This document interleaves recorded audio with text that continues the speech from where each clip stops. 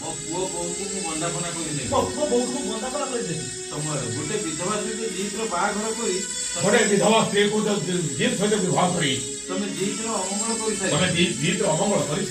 ଆଉ ଅମଙ୍ଗଳ ଚିନ୍ତା କର ଆଉ ଗୋଟେ ଅମଙ୍ଗଳକୁ ଚିନ୍ତା କର। ନା ନା ବରଂ ତମ ଅମଙ୍ଗଳିଆ ମୁହଁ ଚାହିଁଲେ ବରଂ ତମ ଅମଙ୍ଗଳିଆ ମୁହଁଟାକୁ ଚାହିଁଲେ ମୋ ବୋଉର ଅମଙ୍ଗଳ ହବ। ମୋ ବୋଉର ଅମଙ୍ଗଳ ହବ। ଭଲ ହବ ମୋ ପୁଅ ବୋଉ ଆସିବା ପୂର୍ବରୁ ତମେ ଘରୁ ଚାଲିଯାଅ। ଭଲ ହବ ମୋ ପୁଅ ବୋଉ ଆସିବା ପୂର୍ବରୁ ତମେ ଘରୁ ପଳେଇଯାଅ।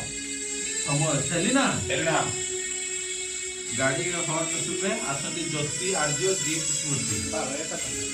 ତାପରେ ସୂଚନା ମିଳୁଛି ହୁସିଆର ସୂଚନା ମିଳୁଛି ହୁସିଆର। ସେଲିନା ମୁଁ ଏ କଣ ଦେଖୁଛି ଆର୍ଯ୍ୟ ବୋଉ ତୁ କଣ ମତେ ଚିହ୍ନି ପାରୁନୁ? ବୋଉ ତୁ କଣ ଚିହ୍ନି ପାରୁନୁ? ମୁଁ ତ ପୁଅ ଆର୍ଯ୍ୟ। ମୁଁ ତ ପୁଅ ଆର୍ଯ୍ୟ।